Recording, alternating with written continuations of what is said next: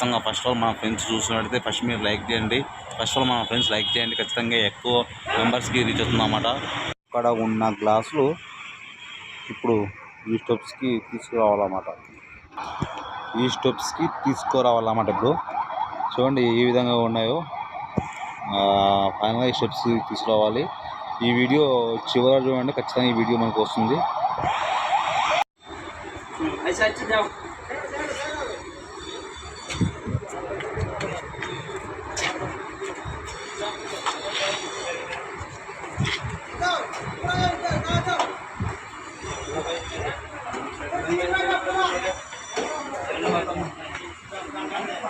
చూసుకో ముందు చూసుకో పద్ధతిగా